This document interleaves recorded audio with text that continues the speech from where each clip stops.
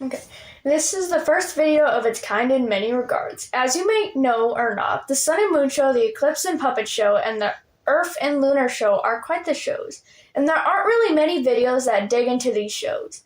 I will mainly be looking into the Sun and Moon Show, but you can apply its flaws to the other two shows. I will start by listing off the bullet points we are going to touch on for this entire video. Then I will talk about the points from the standpoint of a fan of these shows, someone who's watched them purely because I had once connected to them and loved them for what they were. I also plan to discuss the pros, cons, flaws where necessary, and looking at this show from an analytical perspective. It is important to remember that not everything is perfect and flawless, as the human itself is not perfect and makes mistakes to learn as a growing individual, and so it is encouraged to be very open-minded when it comes to the video. With this analytical perspective, it is not intended to irritate anybody, but instead highlight the show and the problems that could be most certainly worked on. It is okay and even amazing to love these shows despite its flaws, yet one should be able to acknowledge that not every show is perfect and any who criticize is wrong. We all share different perspectives, but it doesn't mean we should rip someone asunder for having a different opinion. So be respectful and open-minded. Take this video as someone who knows the show has so much potential yet squanders it and disregards it. Now that this has been said, let's get into our bullet points. Our first bullet point is world building. The world these fictional characters live in, how it functions, what perks are within it, how said world works, and other various things. The next bullet point is rules. Rules are put in place for characters to follow so that, like real life, the moment they are broken, there are consequences, which keeps characters in check from being able to do whatever they want with no repercussions. These rules are commonly for all to follow, but primarily the protagonists, as they are the ones that the writers want you to root for, but also they could be rules that should exist yet don't, and which we'll get to later.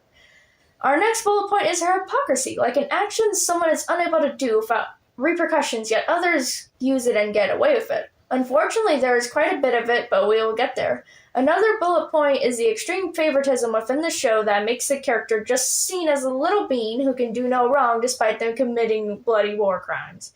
As with any media, the plot, characters, and themes will also be focused upon, as there is a lot to talk about when it comes to these. Then what I will do is offer some ways to fix some of these bullet points, as it is not impossible to fix them. They are well within the realm of fixability. Then I will end it off with a conclusion to all these points and a bit of extras. Okay, the world building. When one thinks of the world building, they think of the world around them. What is within it? What are you able to do? Who lives within it? What isn't allowed? And all that jazz. We will first talk about the Sun and Moon Show's world building. From watching the episodes, some of the obvious things that are highlighted is that the world they live in is comprised of sentient animatronics, ghosts, supernatural beings, forces of magic, and star power. Beings like astral bodies who keep the world in check and stable. Beings of dark star power and the ability to create super dangerous weapons of mass destruction. That sounds like the ideal fantasy world with all the potential for characters to get into all sorts of situations, yet unfortunately most of the adventures come from the ability to travel to other dimensions. This is a missed opportunity, as this fictional world has so much potential to offer. If there is magic, there is most likely people who have learned to utilize it. Same with star power. If the animatronics are able to tap into it by pulling celestial energy around them, then it is possible for people to also utilize this. Then there is also the supernatural potential. Many other movies have shown that there is quite the infinite well when it comes to the supernatural. There's vampires who focus on the human population with their thirst for blood. Like, what if Sun and Moon came into contact with vampires or werewolves? It'd be cool for them to come into contact with something that isn't friendly or immediately conversational. Wouldn't it be fun for Sun and Moon just to explore their world for once? Why do they always have to focus on other dimensions? There's a whole world of potential for them to achieve, yet there is no true dive into the world, and even when they go into things, they touch on the surface and never focus on it again. There's also the whole oddness of the astral bodies. They're designed to keep the world in check and keep things from going off the handles, yet whenever somebody does break the rules via the use of star power, the worst they get is a slap on the wrist. If you're able to live in this world, find star power, and reset the whole world, and the worst thing you get is a slap on the wrist, which Lord Eclipse showcased well by living in a world that he controls with star power and literally nothing happens to him. That is an issue, especially because one can use star power to hurt others, and at worst, the powers are taken away. There's also not much explored in terms of the culture of the astral bodies. These are beings of stars themselves who are each constellation, yet we do not go into the world, how they function, the deeper relationships with each other. At best, they are just slapping sun and moon on the wrist for star power. And at worst, they are being utilized for shipping material, despite being literal stars and the lack of care for such. We also know that the use of star power accelerates the heat death of the universe, but why? Why is it so easily accessible?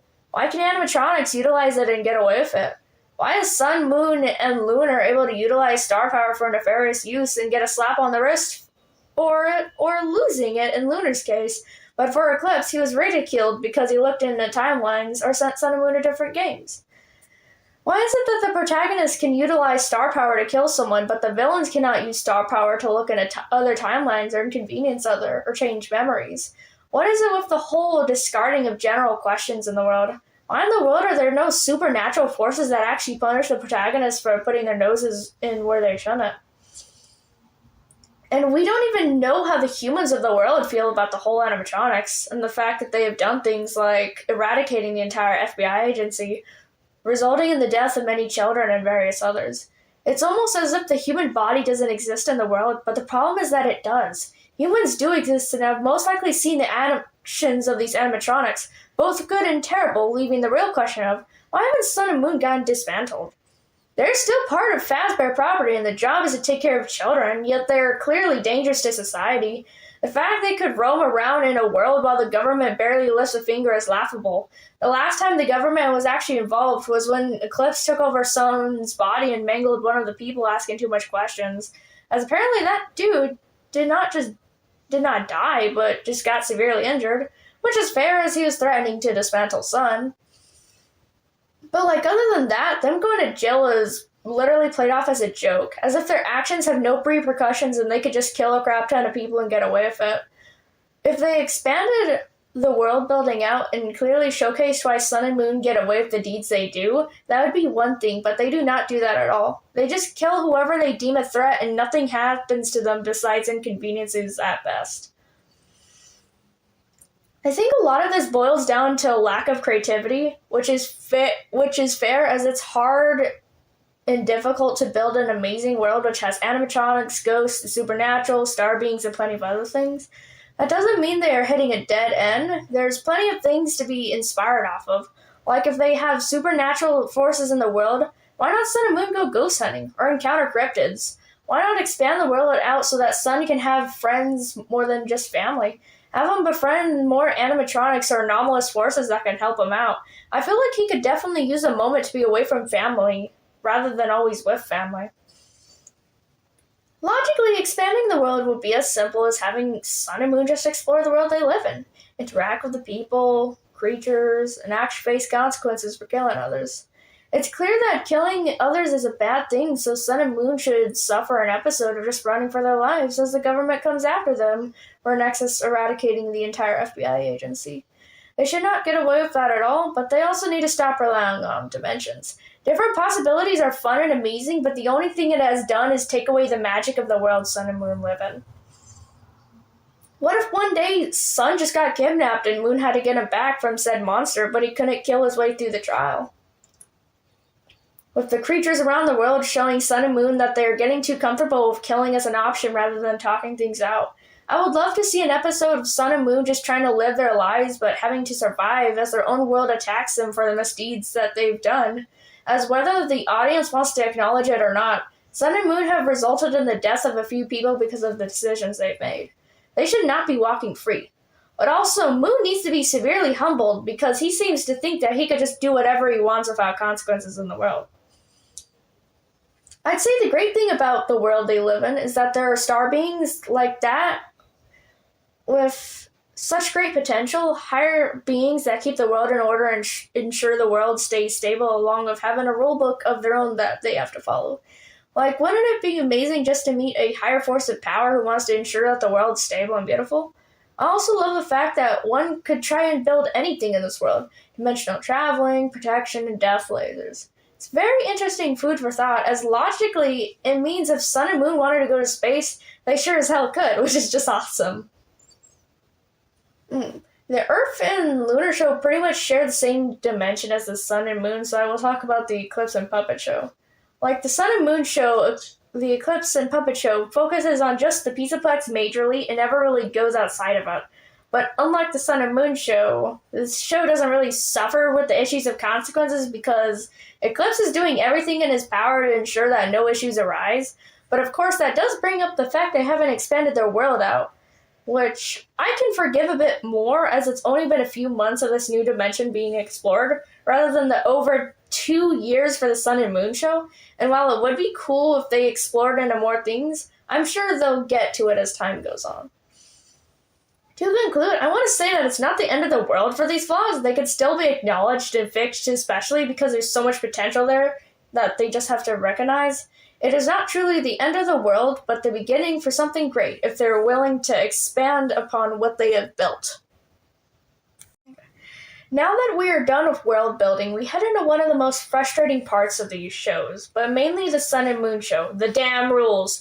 In every society, city, country, dimension, place, and other various places, there are rules put in place to ensure that people act civil and play nice with each other rather than stealing, hurting, killing, and harassing one another. Rules ensure fairness, liberty, equality, and in every society they function as the obvious do's and don'ts that everybody follows.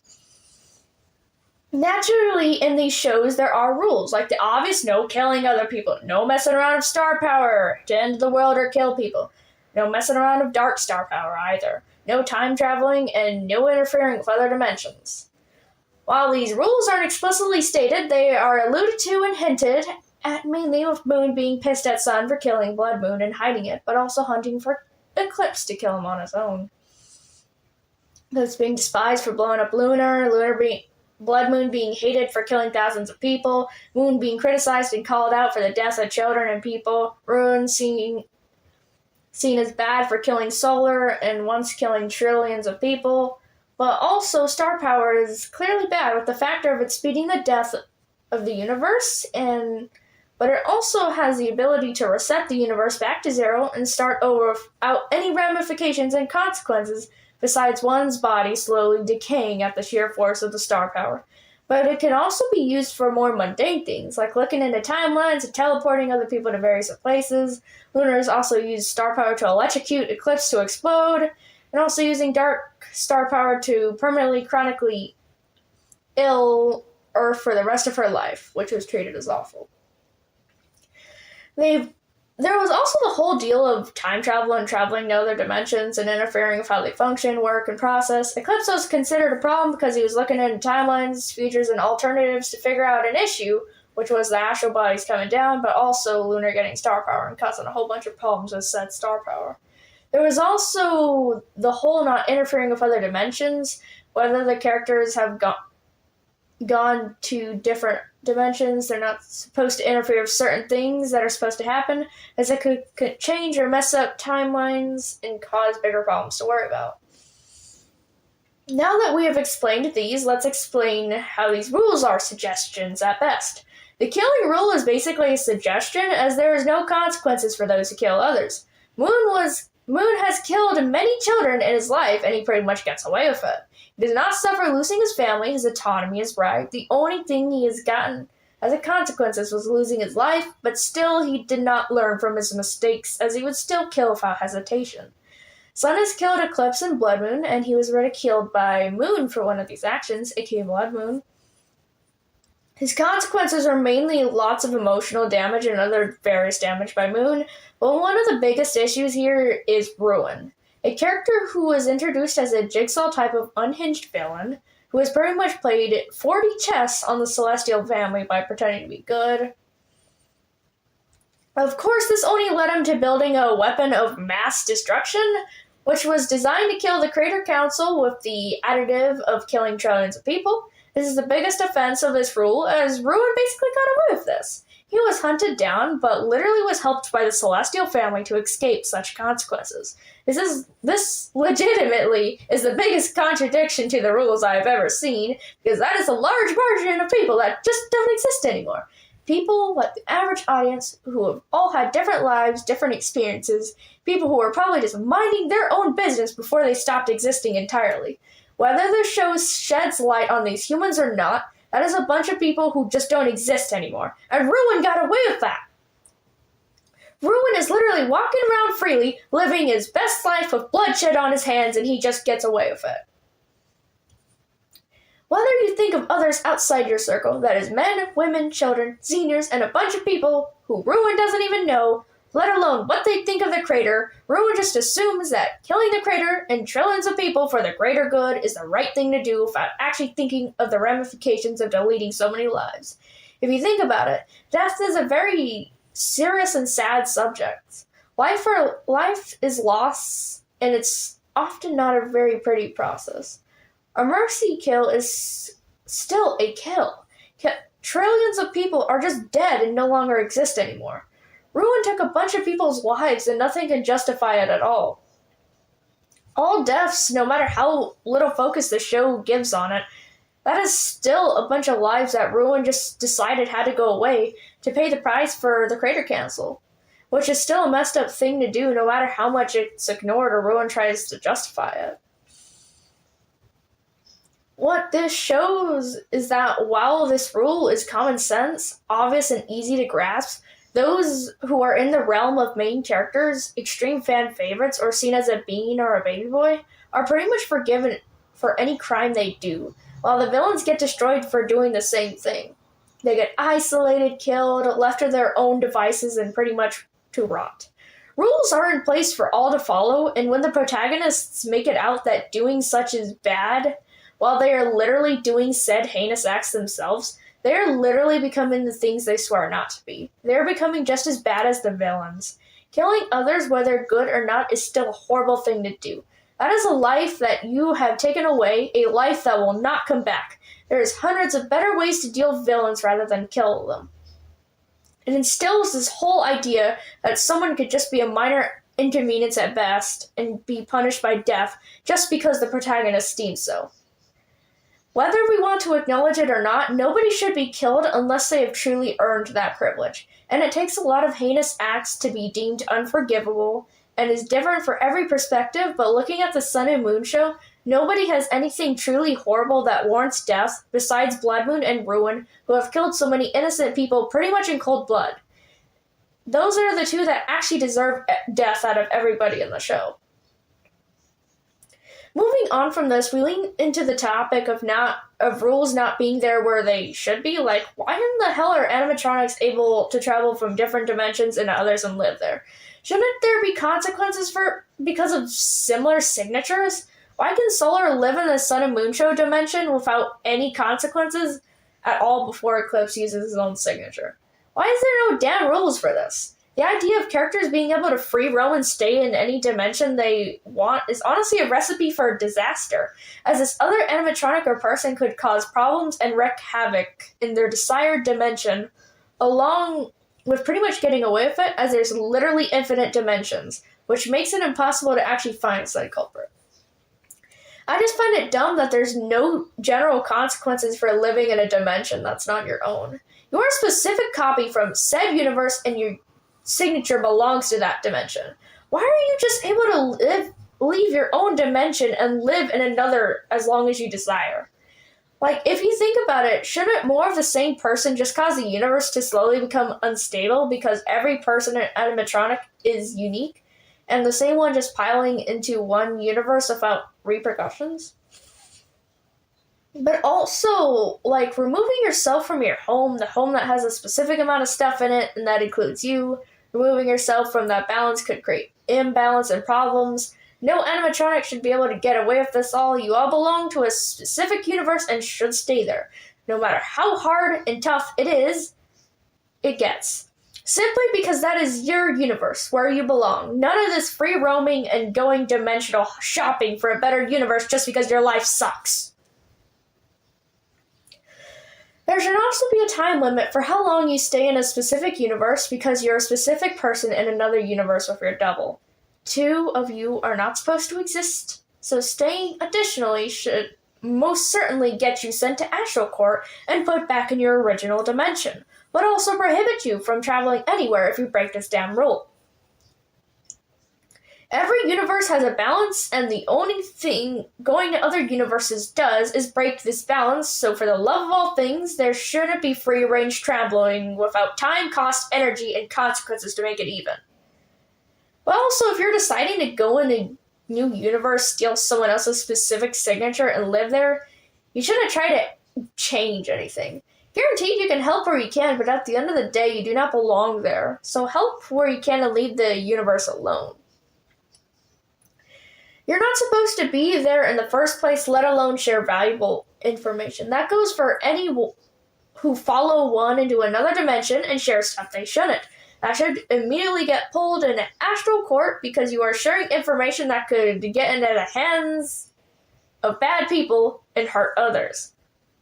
Literally like Moon, Sun, and Lunar do in the Eclipse and Puppet Show dimension. They couldn't keep their big mouths shut, and now everybody in the Pizzaplex knows more about the goddamn multi-dimension stuff and the other various of things, which was the exact thing Eclipse was trying to make sure they didn't know, since it would obviously cause more problems than any solutions, as it has been clearly stated in the show, with everybody being pissed at Eclipse for not wanting to reveal information that causes issues for any who know.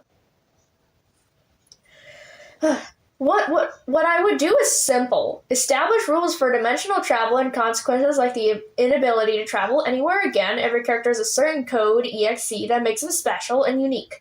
Piloting characters in another world is illegal because it starts to tear the fabric of reality, and the more of the same EXEs you have, the faster the universe breaks. That way there is balance, and no character of the same person can just pile in one universe. I would also like to make sure that the star power in Dark Star Power has greater consequences than getting it taken away or a slap on the wrist, but also that even the protagonists are punished for screwing around with said star power. If the astral bodies are hunting Eclipse, they should also be hunting Sun, Moon, Lunar, and any who think it's a good idea to utilize star power to fight their battles and eradicate those who stand in their way. There will also be consequences for everyone who kills, justified or not. There is punishment for killing, because that should not be something that the protagonists get away with at all, as the best way to set an example is for the main characters to endure the consequences of their actions. Perhaps them killing results in someone close dying, or them getting tortured and taught that the rules are there for all and nobody is above them. Logically, this should be common sense for all individuals to follow because nobody is above the law, no matter what position they're in, but it seems that was forgotten, and before you say that their world might work differently, it clearly doesn't. The villains are despised for causing death, which showcases that causing death is forbidden. The same could be said for Star Power, in which Eclipse was actively dogpiled for looking at goddamn timelines, and how Moon got pissed at Sun for learning star power behind his back. That could hurt him. Which clearly shows that rules exist, but that they are just suggestions to the main characters rather than rules. To conclude this part, I will say that there definitely are rules, but they aren't really enforced at all, and when they are, it's only for specific individuals, so if they could just implore the rules and give rules where there should be, that would be amazing, and make those who hurt suffer for the suffering they have caused. Logically, this could be applied to all shows in general. This bullet point is hypocrisy. As we trail into from rules to hypocrisy, the majority of what this is has been talked about in the rules, but here we are to focus on the sheer hypocrisy of the goddamn characters in the Celestial family. Especially Sun, Moon, and Lunar, and various of others who have been fairly hypocritical in the specific circumstances. A great example of this is the whole Sun and Moon hating on Eclipse for killing Lunar, yet they have engaged in killing themselves. That is hypocritical because they are being just as bad themselves, and unfortunately, the same could be said for the whole star power situation. Its hypocritical behavior is very annoying because the show has made Eclipse and other villains look horrible for what they do, yet the Celestial cast has literally done the same thing, making it really hard to sympathize with the protagonists who are just as bad as the villains and antagonists. Things like these irritate me as the show goes into great detail of getting you to dislike the bad guys for their actions, yet passes off our main characters like they're saints who can do no wrong. And the thing is, the main characters get pissed at each other for killing others, yet when they do it, it's completely fine and nothing bad happens. Like, Moon has literally demolished Sun for going on a rampage to get Eclipse and kill him, yet Moon has killed kids and countless of others, pretty much getting away with it. He also has threatened to kill Sun on many occasions and beat him with a whacking stick, but when Sun kills anybody, it's wrong, it's bad, and honestly, Sun isn't exactly the saint of the year either. He believes everybody should be forgiven, yet for whatever reason, he believes Eclipse to be beyond saving, even to the point of killing him. Which is a contradiction to his character, who is seen as the forgiving type, who is willing to forgive Moon for pretty much traumatizing him, hurting him, degrading him, yet Eclipse is beyond forgiving because he said nothing of because he said a lot of nothing words that got into their head. The star power is also downright ridiculous because Eclipse is being ridiculed for this sparing use of it. Like in the show, at worst, Eclipse sent Sun and Moon to different games, and at best, he was looking into different timelines while the star was slowly killing him, and he realized that Lunar was going to do a lot of terrible stuff in the future, which is losing control of his powers, which led to Eclipse's death, and Earth having to live with chronic pain for the rest of her life. And what happened to him? He was trapped, laughed at, and killed by the supposed good guys. The simple point that is clearly stated is that the purpose of having bad things be awful things to do is that they are not supposed to be repeated by the protagonists. Good guys are the main characters in the show. You're not supposed to root for it. Just really makes them extremely hypocritical and questionable. Like, are the villains even villains if the heroes are able to do what they do? Why should Eclipse or Blood Moon be barbecued for killing people when Sun, Moon, Lunar, and Solar have done the same thing and were praised for it? Like, it makes no sense at all and is just confusing. Morality and doing the right thing clearly is supposed to matter, but apparently it also doesn't, which makes it more of the fault of the show. The dang show needs to be more clear and thorough about what actually matters and what is something you shouldn't do. This literally comes from establishing the rules and sticking to them, which Sun and Moon show heavily struggle with. It's just disappointing to see such unfairness in a complex show that touches on more mature subjects, yet keeps backpedaling and regressing progress on said subjects, with biases, unfairness, and other traits that make watching the show kind of sad. Like, is it that hard to establish rules, keep them written, and make sure your main characters do not break the rules without some form of ramifications? Just because the bad guys kill people, it doesn't mean the main character should be able to do that as well.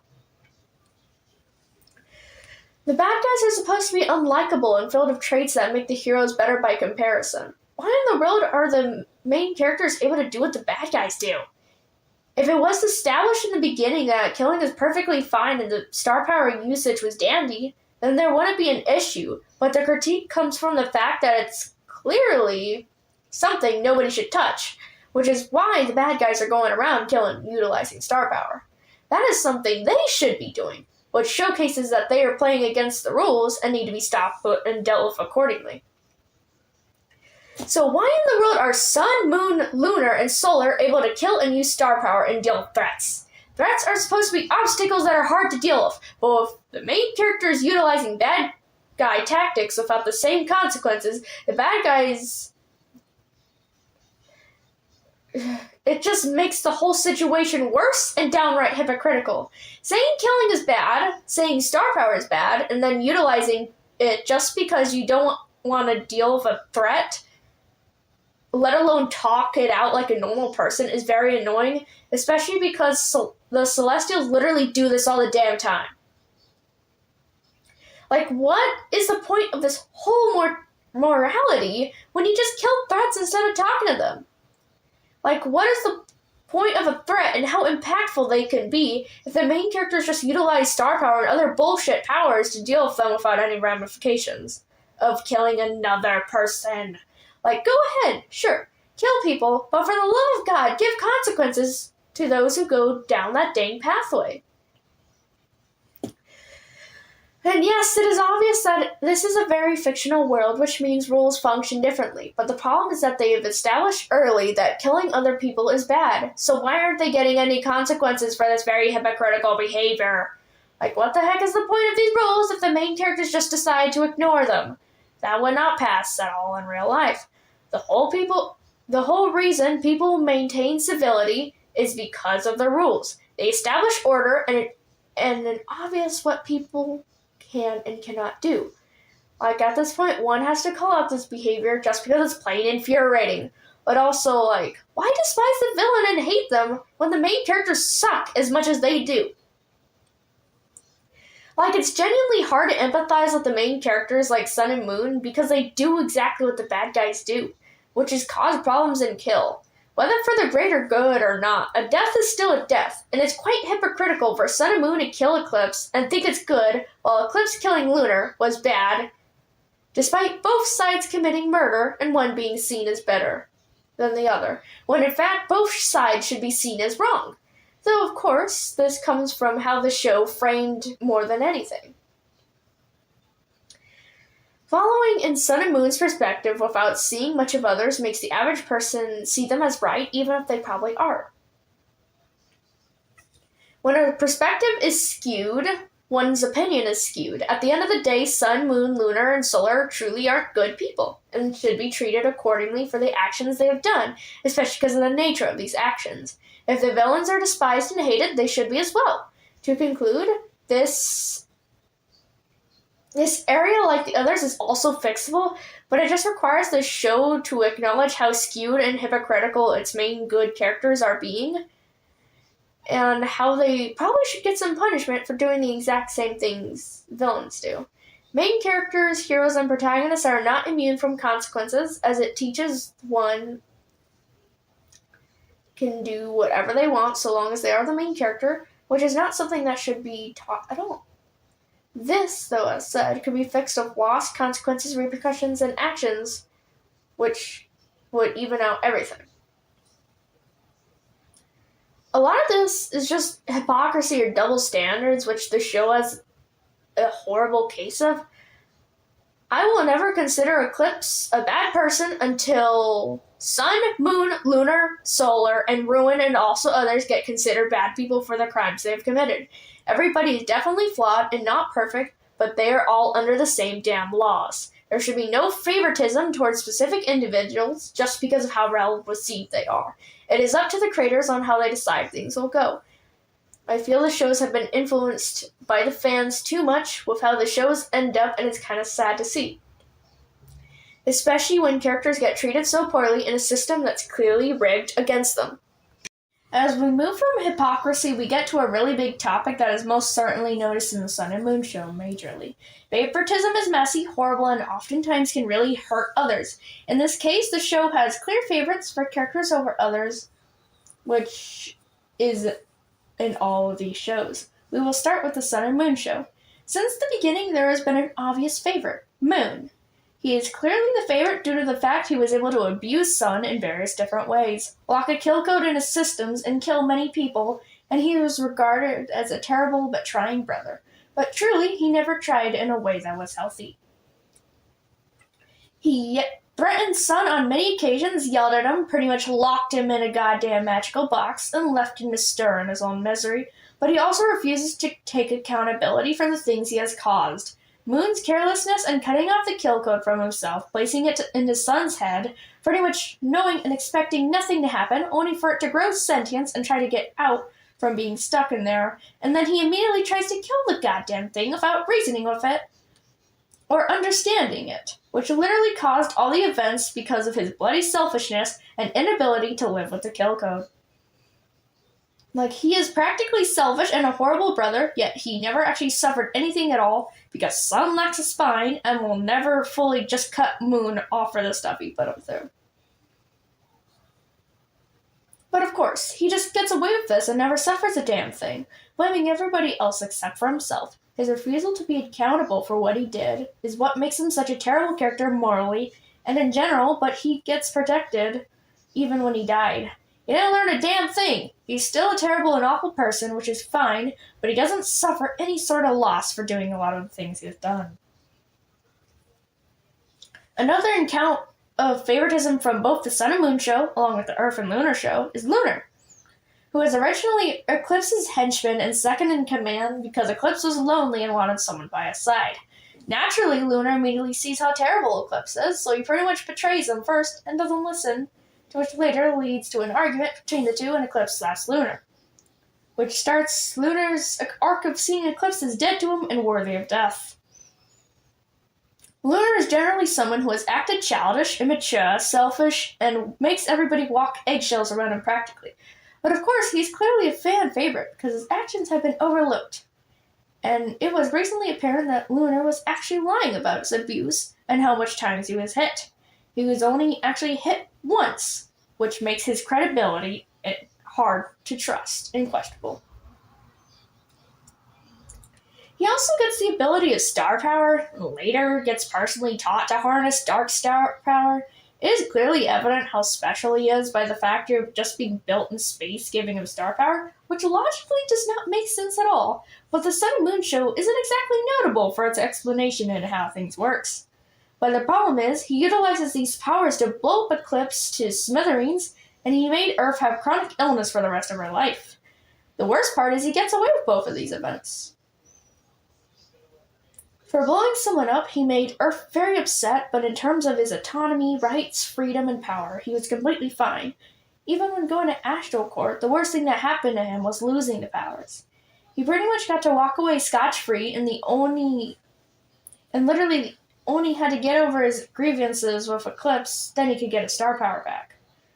Which meant that this wasn't even permanent at all. Like, shouldn't killing somebody automatically strip your right from that weapon?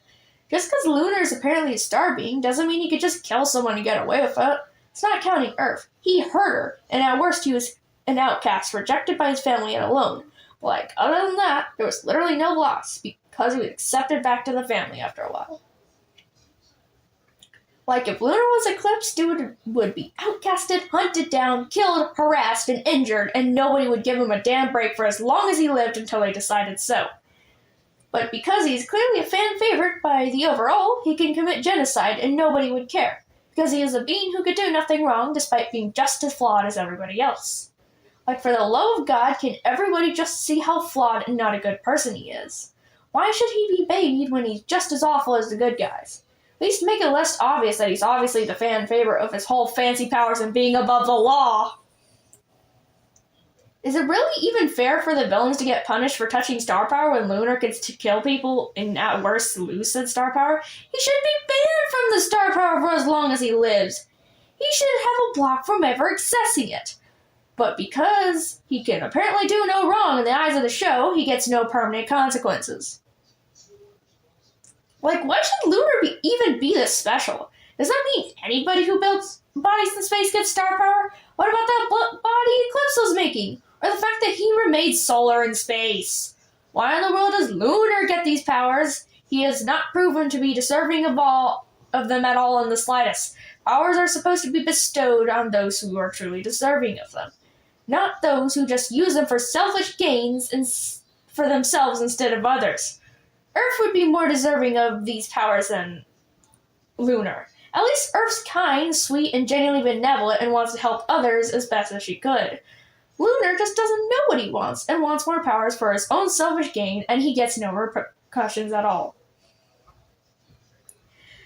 We trail into the Eclipse and Puppet show where the fan favorite is obviously ruined. He was once introduced as a crazy jigsaw character who occasionally appeared to cause some shenanigans, and always evaded getting caught, but supposedly died when the Sun and Moon injected him with the cure. which was just a lie, as Ruin is extremely great at acting and fooling others who are just dumb enough to not realize how obvious and over the top he makes his acting. Naturally, he is undercover and through time rebuilds Eclipse and Blood Moon as distractions while also building a multi-dimensional murder machine that eventually results in the death of over 5,000 dimensions, Creator Council, and trillions of people who are just gone now. And while Ruin at first had his autonomy taken away, bullied, ridiculed, tortured, and tormented, he got free and now spends his days harassing the Eclipse and Puppet dimension because he thinks he has a right to be there when this dimension only existed because he destroyed so many. My case for him being an obvious favorite is the fact that besides a few characters, Ruin pretty much gets scotch-free from killing so many people. He's able to freely roam and not get jumped constantly. He also gets into people's personal space and is there even when people don't want him to be. And even when he got a pact with a puppet that if she dies, he dies. And he never actually died at all, which is just obvious favoritism and plot armor, making what is inevitably the most sinister character ever somehow loved and praised despite his crimes and being downright horrible and hard to forgive. He's definitely someone who should be rotten behind bars his whole life, no matter if his deed was for the greater good or not. Ruin should be on the run, having to flee all the goddamn time. People should be after him left and right for what he did. So why in the hell is he getting away with what he did? And you cannot excuse Eclipse killing one person being bad because Ruin killed trillions of people and went about his day. Eclipse was at least a bit understandable. Lunar had betrayed Eclipse and pretty much was an accomplice in his death. Ruin killed trillions of people just because he suffered at the hands of his creators, which is awful, but that does not give him the right, autonomy, ability, and opinion to decide that all the creators and many innocent people should die. I've pretty much explained this before, but who the hell is he to decide all these people should die? Who is he trying to save? At worst, the one creator turned his dimension into his own pawn shop. At best, the Creator Council literally has been twiddling their bloody thumbs and doing nothing at all productive. Yet Ruin, for whatever reason, believes that killing him will save so many people, despite the Creator Council not doing anything to show that people's lives are at stake and people are suffering at their hands. This is borderline horrible, as there has been no showing of how the Creator Council was something that should be destroyed, nor was there exactly a showing of Ruin's choice being beneficial. The only thing it did was cause one of the main characters to go rogue and hurt others. Like there was no real benefit to Ruin's choice. Which is what makes it so ridiculous that he gets scot-free despite causing so much heartbreak, pain, agony, betrayal, and sadness because Ruin killed a favorite character, aka Solar. That's actually the only reason Ruin suffered a little consequence. Not because he killed trillions of people and took their lives away, but instead because his little machine destroyed Solar's dimension, which meant that Solar faded out of existence. And even when Solar came back, Ruin just now freely roams wherever the heck they want. They can harass and do whatever they want and nobody can do a thing about it. Ruin is clearly an example of a favorite character as he can harass anybody.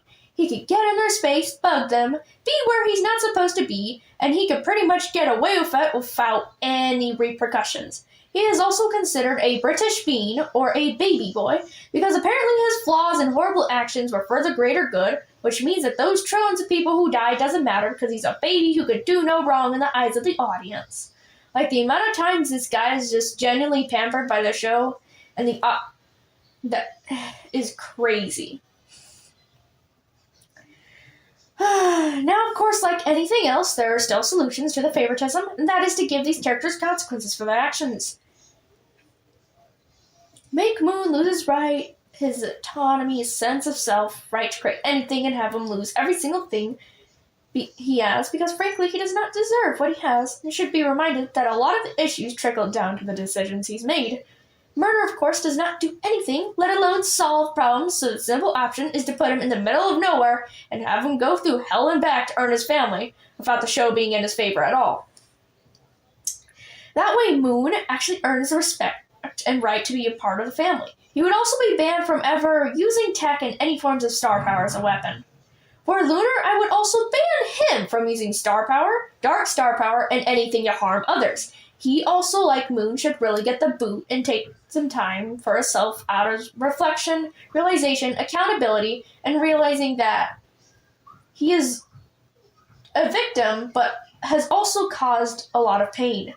He also, like Moon, needs to realize that killing is not the answer, and killing people is such a horrible thing to do.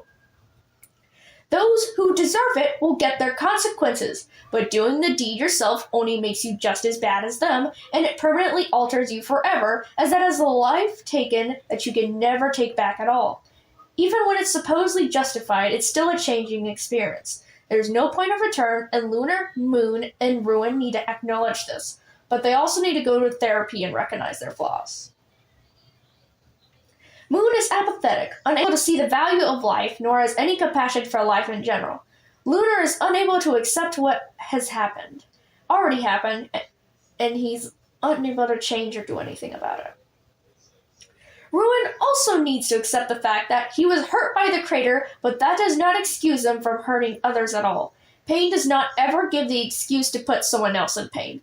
It just repeats the cycle of pain and agony. One cannot let their pain and agony dictate how they live, nor should they let it be their excuse to hurt others.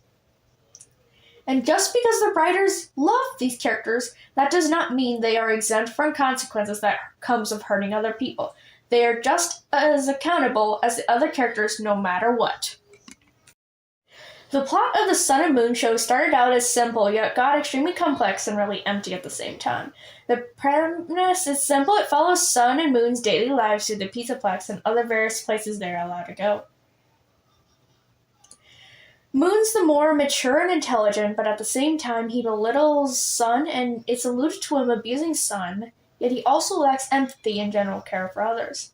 While Sun's the more silly, goofy, and generally empathetic brother. He is the one doing the actual job of caring for the kids that come to the daycare, and the cleaning around the daycare as much as he can to distract himself.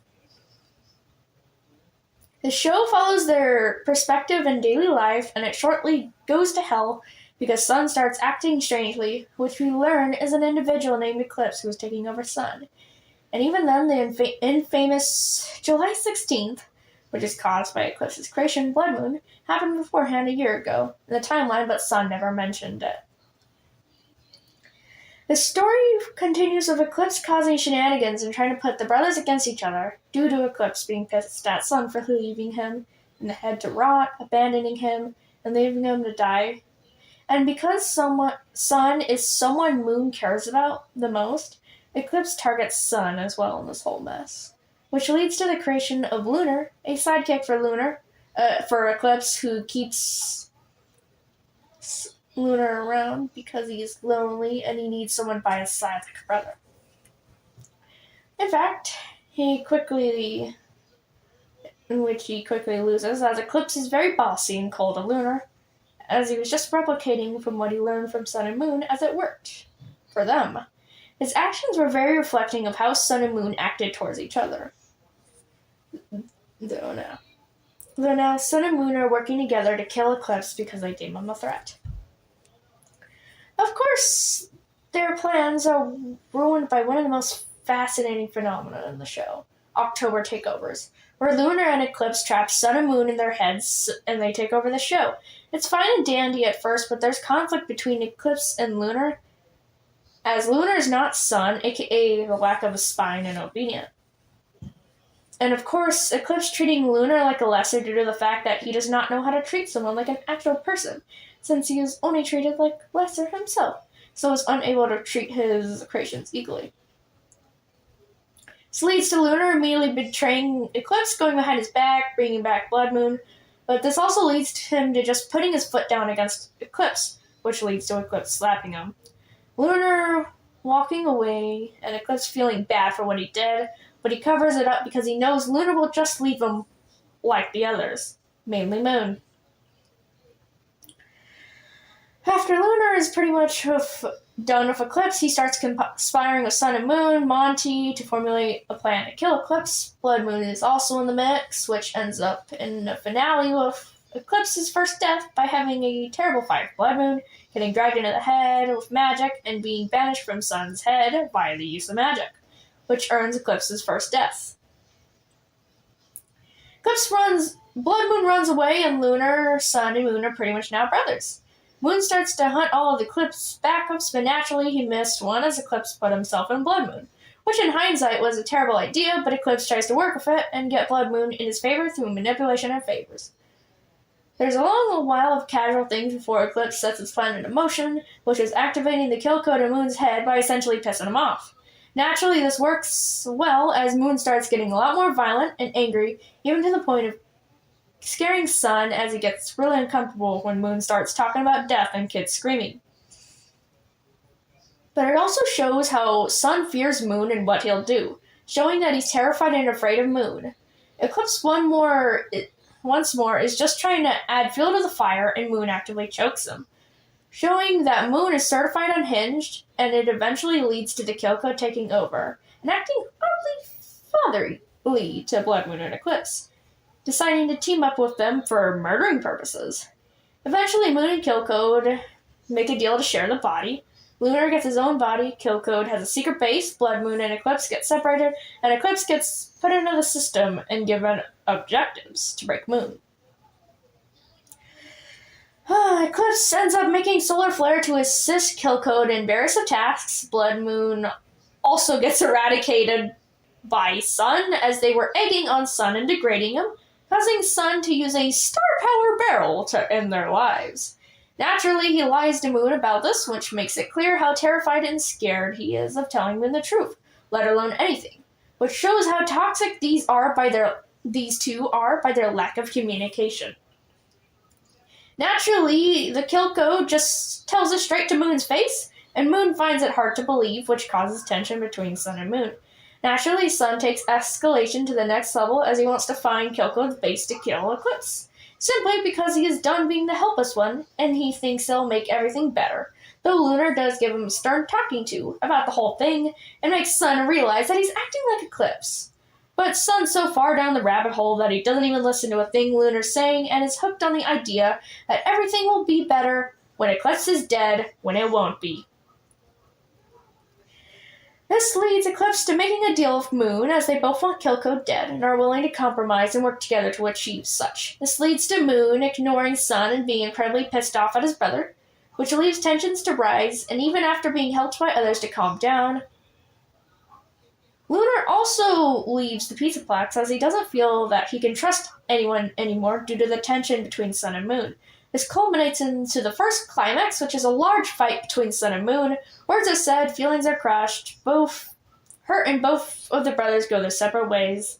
Sun is too blinded by rage and the desire to end his pain any way possible that he refuses to listen or reason in Moon's pleas to be reasonable, and his best attempts to bring Sun back down have failed because Sun is on a snowball effect and is willing to do anything in his power to ensure Eclipse dies, as he feels it is only the right thing to do. Solar Flare, of course, tries to warn Moon about Eclipse, but he didn't have much ability to do so anyways. And even when he got back to the base, Eclipse took over his body, since he needed a body to work with. Moon gets a talking to by Monty, and he decides the best way to stop Sun is by trapping him. So once Sun gets to one of the bunkers, Beta 10 I believe, Moon pretty much traps him in an invisible cube, deeming it the only way to get Sun to reflect on everything, as Moon is unable to get Sun to think rationally like he used to. This is a huge turning point of the show, as now Sun is pretty much ready to just let it all burn. Moon even makes the point that killing people won't help at all, and also making the point that it'll start at one person, but snowball and get worse into something more problematic. Sun pretty much feels like Moon doesn't understand him at all, and pretty much degrades himself, showcasing that he does not feel understood at all by his brother. Moon and Eclipse decide to enact the plan of getting rid of Kill Code, which entailed Moon going into his own mind via the use of soul magic and getting to Kill Code in the first place.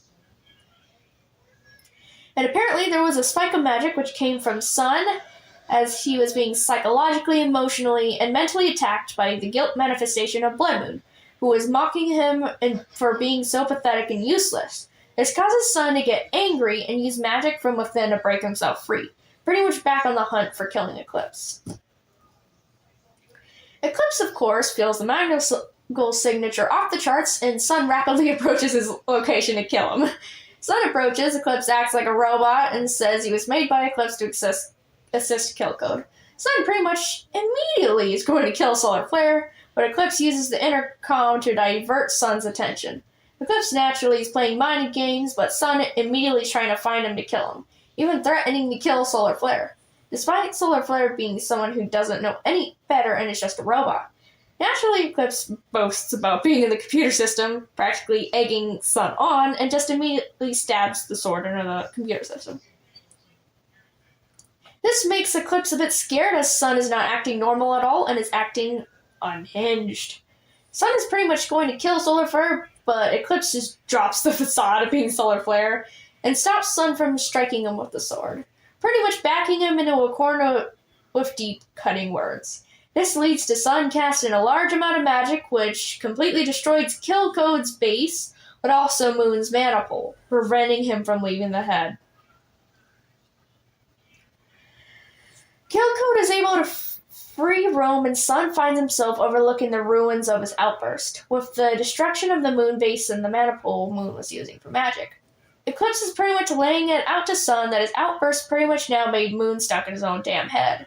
Eclipse proposes that the only way to get Moon back is through the remaking of the symbols and the runes. This is also the first time these two have an actual conversation about Moon to influence, and it shows how, despite Eclipse's harshness, it's clearly his interest to ensure the brothers are alive. And he's pretty much pissed at Sun for pretty much blowing up the place, yet it's still fairly reasonable. This leads to Sun getting help from Golden Freddy, the protection spell in the runes. That way he can make the magic pool to save Moon. In that time, Killcode goes around exploring and is treated nicely, which in turn leads him to realize how terrible he is and how better he wants to be.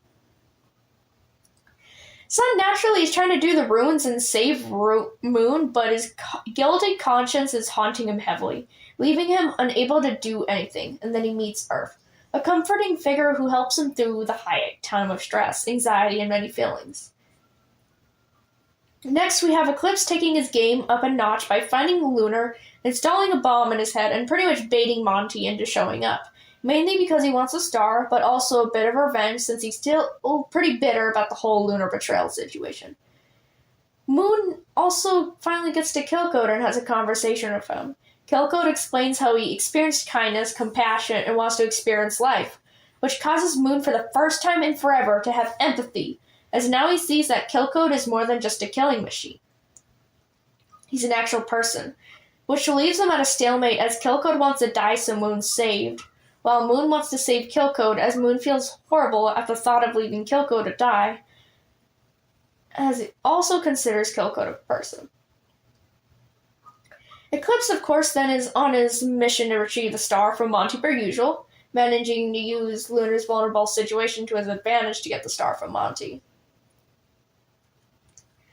Moon and Killcode are once again talking about who's living and who dying. Killcode makes a point of change and how he's changed, and they, along with Moon's computer AI, come to the conclusion that the AI will delete itself so Killcode could take its place and Moon will stay in the head, as there was a 98% chance of him being reset. So your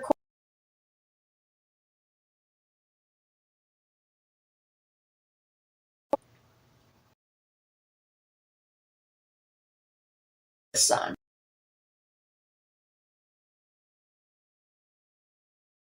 But the moment he tries to escape, Eclipse finds them and pretty much blows Lunar up, yet oddly enough, not destroying him completely, as if he wanted Lunar to come back once more, which is incredibly odd.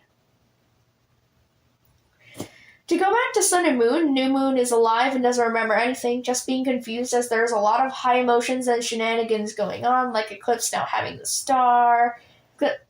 Naturally, Eclipse dramatically monologues to Sun and Moon about what he's going to do, and is boastful about having the star now. New Moon's just as confused and starts out friendly, but loses that friendly edge quickly. Eclipse also made it so the whole Pizzaplex basically hates Sun, Moon, and Earth, which is fascinating in its own right. Monty is trying to rebuild Lunar, but of course backs out as Eclipse threatened him, so he just leaves it alone. New Moon and Earth are of course trying to cheer Sun up best they can, but it's definitely hard, as Sun is really feeling the impact emotionally of how Moon's death is affecting him. Eclipse is up to useless shenanigans with pulling Sun and Moon once more in the back rooms. Eclipse is also chilling and getting psychoanalyzed by Earth, who wants to know his whole ordeal and why he is the way he is. This leads to Eclipse out in space reflecting on his past, in which we learn that he woke up and was stuck in Sun's head, unable to get out, pretty much being left in there to rot for infinity. He was also in a lot of emotional distress and wanted to screw over Moon, but also his original plan was just to get the hell out of the head. New Moon ends up going on a dimensional adventure and meets Solar, mainly because he wants Solar to help him kill Eclipse. Apparently, New Moon's system had blueprints on a satellite that was a failsafe to target Eclipse. They also learned that Solar and Eclipse share the same frequency, which means that if Eclipse is targeted, so is Solar. Kilko gets a body, typical relaxing shenanigans happen, and the next big thing to happen is Ruin, who comes through a portal punching Moon and pretty much escapes to cause more shenanigans. Eclipse comes back once more to gloat to Sun and New Moon, but they heavily point out how Eclipse isn't doing jack besides inconveniencing them, and the guy pretty much leaves as it's true. He doesn't like being called out on how he's not doing what he said he would do. Earth moves in with Sun and Moon. Sun is minding his own business and starts to hallucinate about his old brother, showcasing that he still feels guilty for destroying the Manipole, and Sun is in great distress because of the whole thing. Eclipse finds himself back in the starbase, slowly dying and trying to rebuild himself a new body, but solar flare prevents him from doing such, as he plans to keep Eclipse in the body pretty much forever. His only options are removing solar flare or risking both in the transfer. Oddly enough, he doesn't kill solar flare nor going through the transfer. Especially because Solar Flare knows Eclipse on a deeper level and knows Eclipse craves companionship, compassion, and not wanting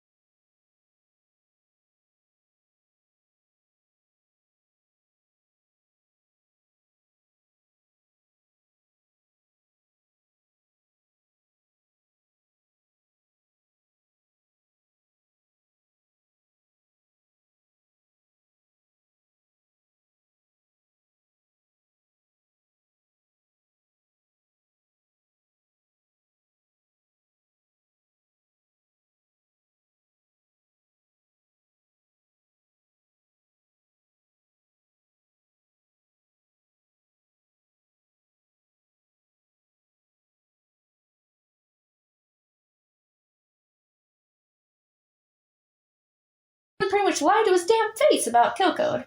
Just leaving. So once more, the brothers are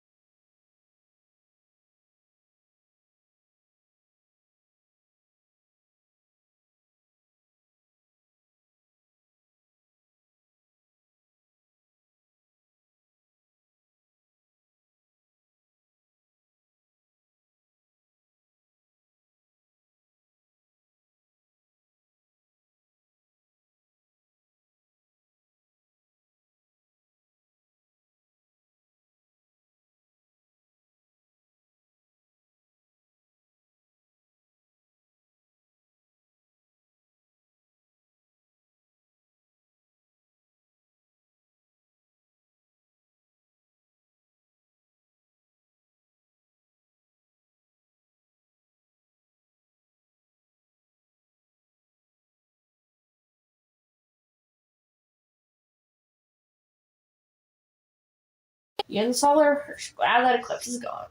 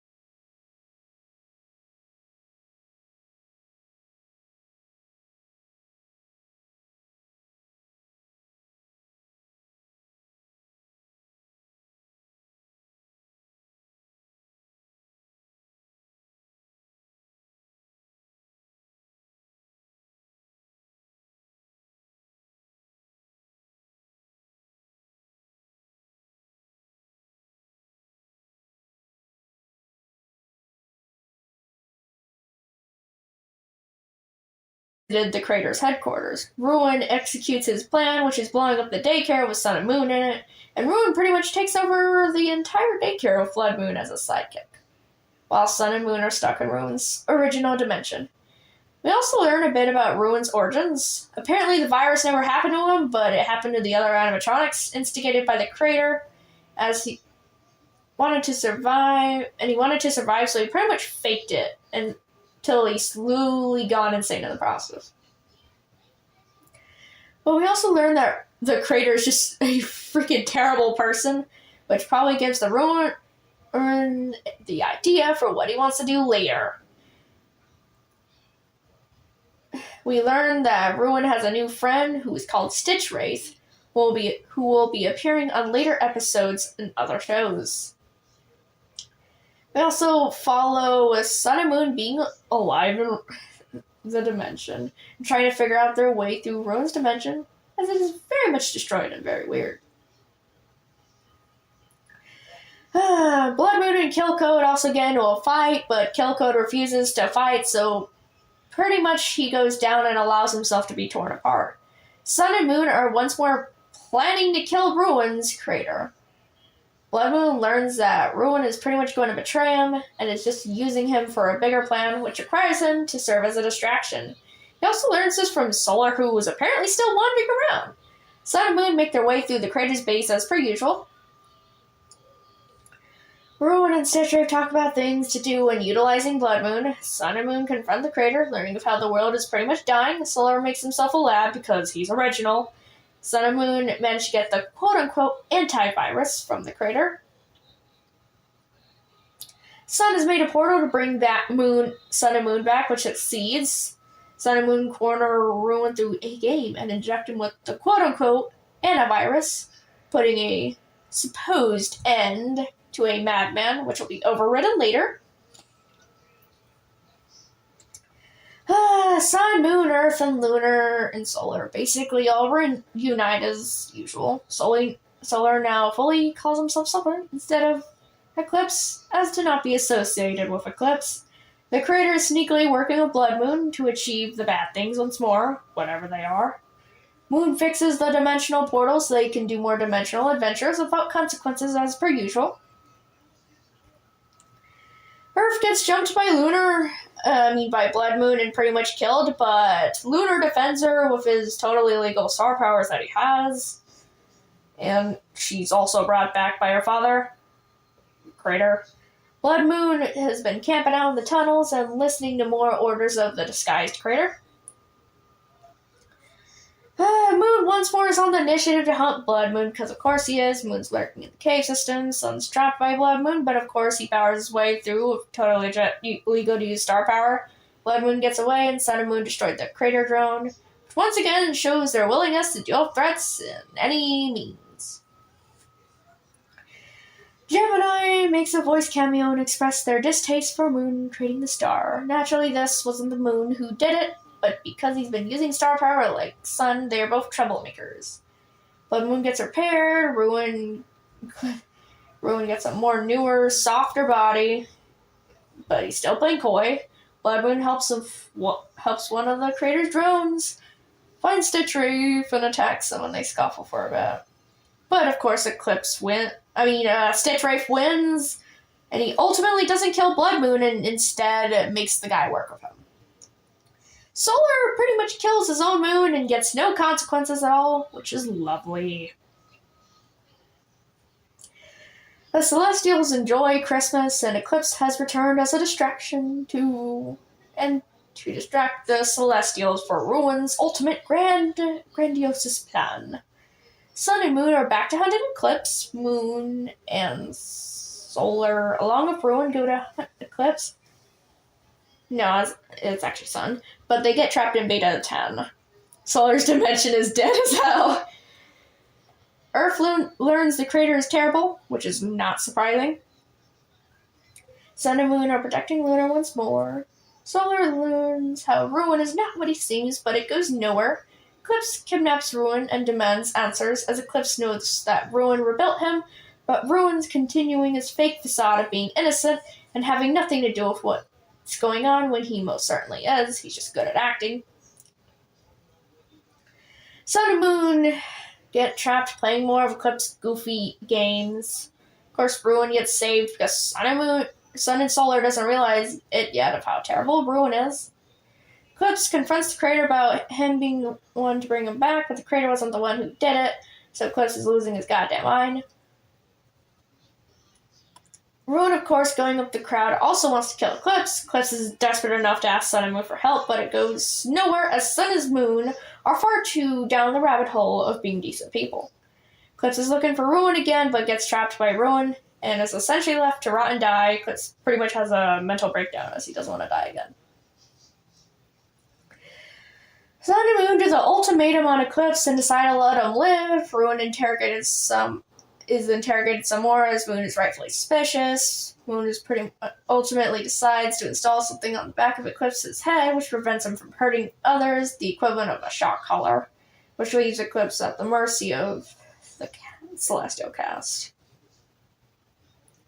Ruin's memories are corrupted and unable to be accessed because Ruin's not a dumbass and knows how to keep his important information safe.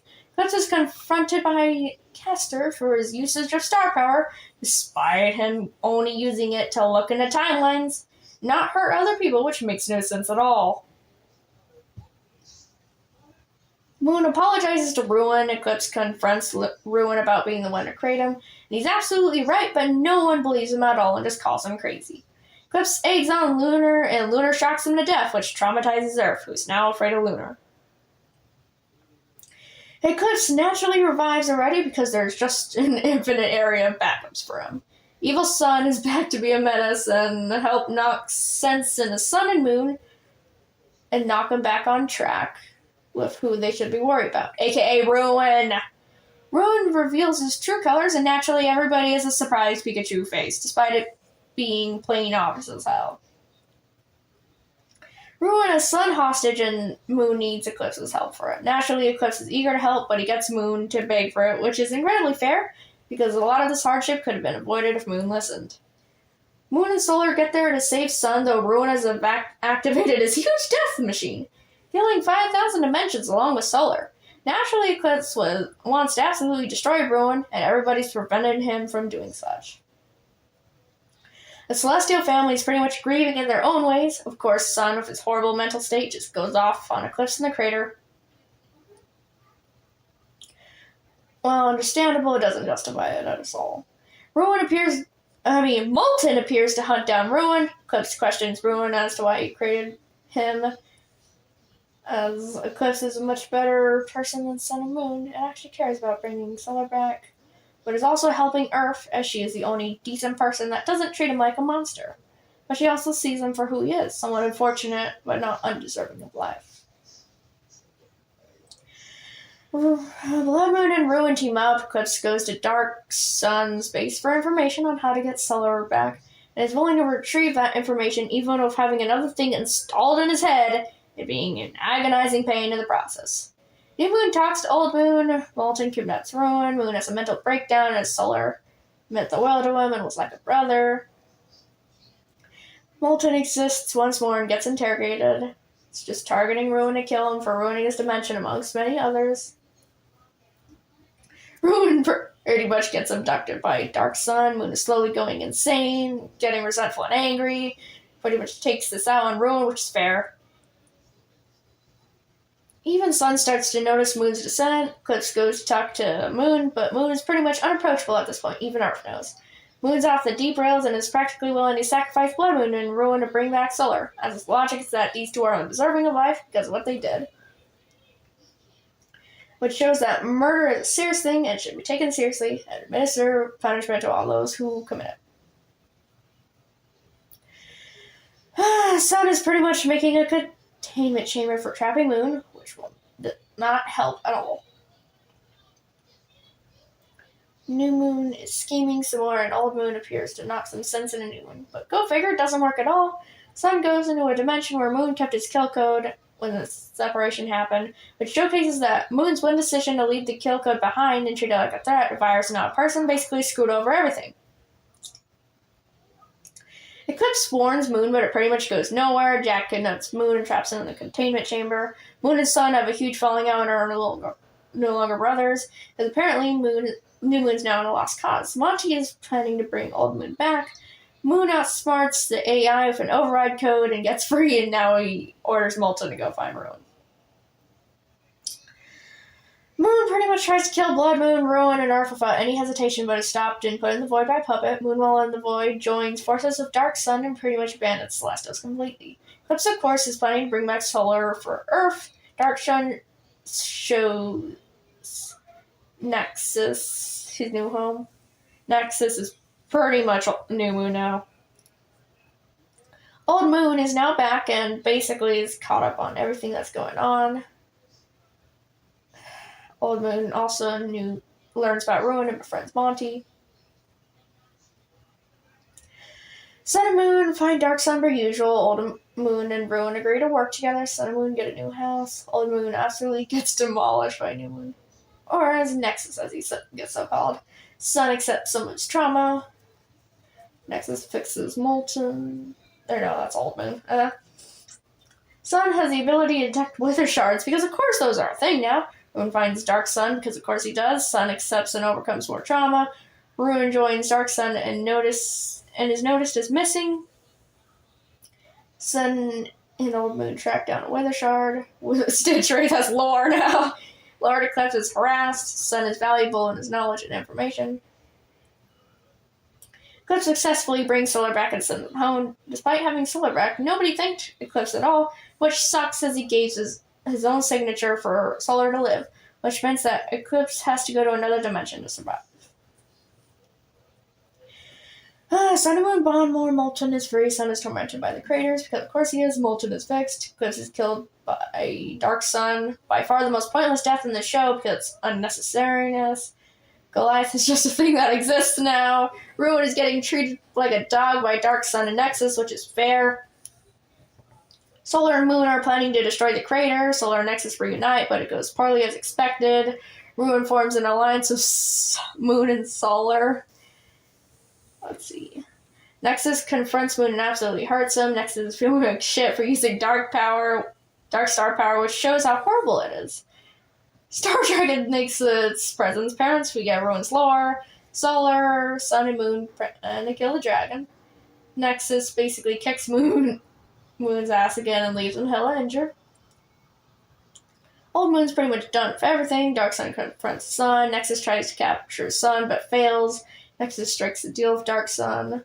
Moon asks Taurus for help, which literally makes no sense at all because the Astrals shouldn't be helping if they are. Moon confronts Nexus. Nexus and Taurus fight.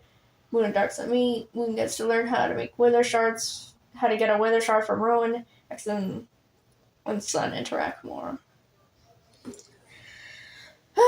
Sun has to make a choice between killing Nexus or Moon, and Sun chooses Nexus. Nexus pretty much explodes and is dead, and Sun feels immensely guilty for it. Naturally, Moon cannot read a damn room and doesn't understand why Sun's so upset. Later, he is comforted by Solar and by Moon about the whole experience. Sun has intense nightmares about Nexus because of his guilt. The crater dies, which for whatever reason does not have any consequences at all for the Sun and Moon universe, despite other universes showing that the crater is dying basically kills the universe. Sun learns once again to accept his guilt and trauma. Rez is a minor threat. Nexus is back and as a goblin killer. Sun and Nexus work together. Nexus targets Moon. Dark Sun and Nexus meet once more. Nexus gets trapped and is free and being a threat. Everything's going downhill and Sun planning to sacrifice himself. Sun essentially takes Nexus to a harmless dimension so that he cannot hurt anybody. Eclipse and Moon have a conversation, and for once Moon is offering to be helpful for once, which is neat. Lunar's almost a natural because of how special he is. Razzle is taken care of by Lunar. Sun and Moon pretty much leave everything behind. Sun and Moon's friends now live in a dimension that has glam rocks in themselves. And that is pretty much the plot of these shows. The bullet point is the characters. We follow all sorts of characters in these shows, but the primary ones are Sun, Moon, Eclipse, Lunar, Solar, and Earth. I think out of all of the characters from the Sun and Moon show, the Puppet and Eclipse show, and the Earth and Lunar show, Eclipse is by far the most developed and full character, as he has gotten better over time, starting out from being a villain, which makes him more developed and like a full character. So I'll have to give credit and say that he is by far the best character in this show. I'd say that a second place is probably Sun and Moon, as they have been the protagonists since the beginning, but they have also been the most developed. Yet they feel less human from Eclipse, mainly because of discrepancies and consequences and all that shenanigans. What truly sets everybody apart from Eclipse is the fact that he actually got consequences for pretty much killing, which is something that the other characters haven't really gotten, which makes Eclipse very realistic. As you know, you can't really do anything in life without getting consequences for it. So it makes him really realistic, and he feels like an actual person in real life that you can relate to. What separates Eclipse from Sun and Moon is, as throughout the whole run of the show, he has gotten consequences. He's gotten ridiculed, he's gotten isolated, he's gotten killed because of the actions he has taken, which has been hurting other people more so emotionally and psychologically rather than physically. And he's only, killed one person, really. This leaves Eclipse on the levels of Earth, who has never really killed anybody at all. He's by far one of the most decent members of the family, since unlike everybody else, she actually has not really a kill count. Sure, she's done some things here and there, but she hasn't actually killed anybody, which sets her apart from everybody else who has gotten at least more than one murder and has pretty much gotten away with it. The only one who hasn't gotten away with it is Eclipse, and he's suffered plenty throughout in the show. Of course, in terms of this show, there are a bunch of side characters, but logically, we won't really include them or talk about them, as there's so much and I do not want to mention it at all. So we'll leave it at that. Let's just focus on the main ones, which basically are Sun and Moon. Now, of course, these two are definitely the main characters of the show. They're protagonists, they're able to do whatever they want, pretty much have repercussions, and that honestly leads to a lot of problems, because of oftentimes they'll get away with killing other people. Which definitely makes them more problematic and flawed characters, but what's worse is they do not get their comeuppance or repercussions for their actions at all, which makes it very hard to root for them, let alone care about them. And now to introduce these characters. We will start with Sun and Moon, but specifically Sun. So Sun started off as very energetic, very childish, he's a very bubbly person. He oftentimes is very nervous and anxiety-driven, and he is very impulsive. He has a very caring and lovely... But he's very caring and lovely. Over time, he grew a lot more cynical and a lot more devastated, as throughout his life, he's just been experiencing trauma and wants to be done with everything. Yet life continues on for him. And then we have Moon. He's more the cynical counterpart. He's negative, he killed a bunch of children and a bunch of innocent people and pretty much got away with it. And he continues through that streak throughout his entire life, and it only changes for the near end of the runtime of the show. And honestly, he's still a jerk. Let's see.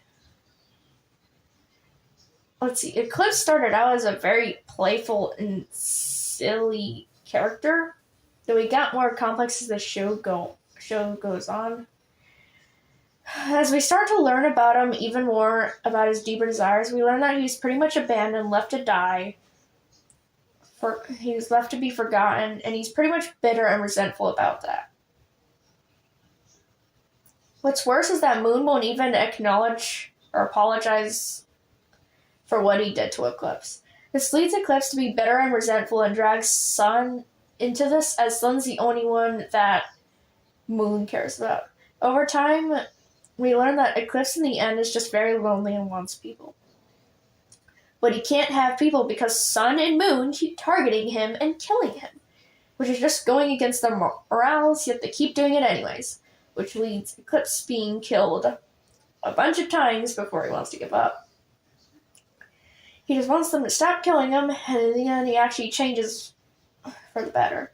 It starts slow, but he actually does want to redeem himself. He wants to become a better person, especially because people started giving him a chance, specifically Earth and somewhat a puppet. But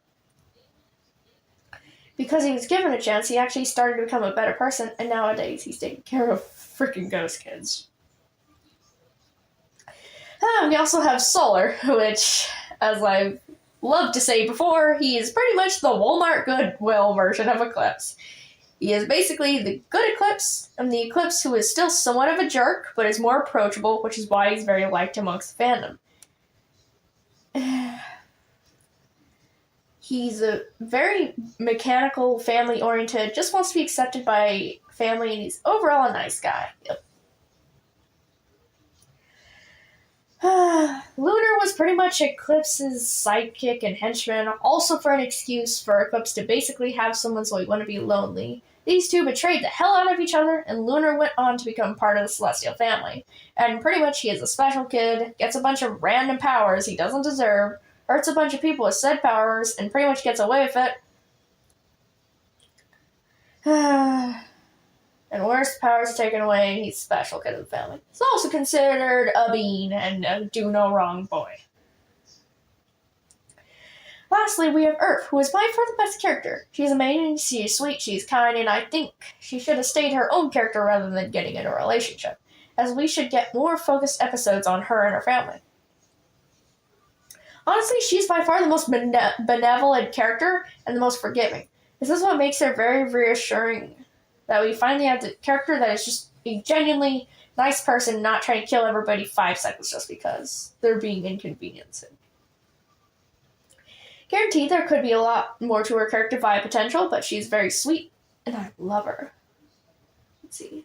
All these characters are definitely very flawed, but I think that's the best part about them. They make mistakes, they make a lot of oopsies. I just wish there were more consequences for the action they've caused. As them getting away with everything just doesn't really sit right, even if they are the main protagonists. I doubt they could use the star power and all this magic to go wherever the hell they want without at least a semblance of consequences. That is what stops them from being a realistic character. And the only character that actually achieves this area of realism and genuine relatability is Eclipse, because of how much he actually suffers throughout the whole show. So, like, if other characters can get their comeuppance and actually suffer for all that it caused, that would be amazing. And would actually boost these characters a lot more than how they are right now. Our next bullet point is theme. One of the main themes of the Sun and Moon show boils down to found family, as the Sun and Moon show started out as brothers. But they expanded the cast to include a whole bunch of family members, which is honestly really bittersweet. I feel like this theme actually did a great job, as his family is now bigger than ever and stronger than ever. And of course, they have problematic themes, but it's overall really wholesome. Now to some of the more problematic issues. One of the themes that are a bit problematic is that killing solves all the problems, when in reality, the show has shown us that killing does not do anything but hinder the inevitable. It only delays a problem before it actually happens, and usually the situation ends up being worse because they chose the route of killing rather than communicating, talking it out, and being reasonable people. A lot of the issues they have is because of their immediate interest in killing threats. Logically, they should be able to do something about these threats besides killing them, as it teaches them the wrong lesson. You shouldn't be able to kill everything just because it's there unless they actually deserve it. And only a few threats actually deserved death. And even then, death is just one of those things that does not help with the fact that everything comes back after death. It has shown us that it does nothing but bring pain, more harm, and more suffering to those who are still alive. That goes along with the fact that everybody who is bad and inconveniencing is deserving of death, when in reality, nobody is. They hurt maliciously and purposely without any guilt or remorse. These people actually deserve death, but half the time, the people actually killed have guilt and remorse. Yet for whatever reason, the theme is that these people are worthy of death. These people deserve death, and these people should die and not get any single remorse or regret at all. Which makes no sense at all. This is most commonly represented in Eclipse as in the arc, as latest in his arc, he was begging them for help, mainly before his second death. He was pleading for help, mainly because Lunar was going to become an issue in the future with the whole star power stuff, but instead of them actually listening, they just killed him. Honestly, I think that should have not happened. Like, what the hell? He was literally asking for help, begging for help. Who in their right mind would kill someone who is begging for help, especially when they have valuable information that could have saved so much hardship, which clearly happened. Like, the killing of Eclipse literally allowed Lunar to come in with his whole star power stuff, which caused the whole astral problem and caused Lunar to get in trouble. Use star power for a bunch of things and basically upset the balance of the entire universe, because the only thing star power does is accelerate the death of the universe, which is why it shouldn't be used, yet the character used it anyways. Logically, I think a lot of these themes in the show are questionable anyways, because people who are watching these are impressionable young kids, and you know what kids do when they see a message that says, oh, kill anybody who's an inconvenience, kill anybody who talks smack, kill anybody who uses words, and literally words. That gets kids to believe it's okay to kill somebody because they've used words to other people. Words are harmful, words are hurt, especially when you're very young and impressionable. But at the end of the day, they're words. They're not physically hurting anybody. They may be hurting mentally, psychologically, and emotionally, but you're not actually getting hurt physically. That does not mean people are worthy of death for using words. Especially when you looked at the why they've killed somebody. And even then, if you do that, you have to look at everybody. You can't just look at the good guys. Oh, they killed this guy because he was a meanie. He was bad and he deserved it. Oh, well, you gotta look at why the bad guy killed somebody. What if the bad guy killed somebody because they were a generally awful person who physically abused him, who assaulted him, who tried to kill him as well, and who has killed him a few times? See? It fails when it's on the other foot, huh? No amount of trauma excuses the fact that you basically killed somebody. You cut their life short. You killed them. Let that sink in. And the show is teaching that to the young, impressionable kids who probably doesn't even know what it's like to kill someone. Not that they linger on the death anyways.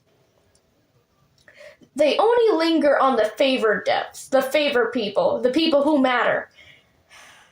Things nowadays teach kids to be generally apathetic and not really feel anything about death, especially when it happens so many times that it becomes monotonous and meaningless, which is kind of a bummer, as death's not just some meaningless things.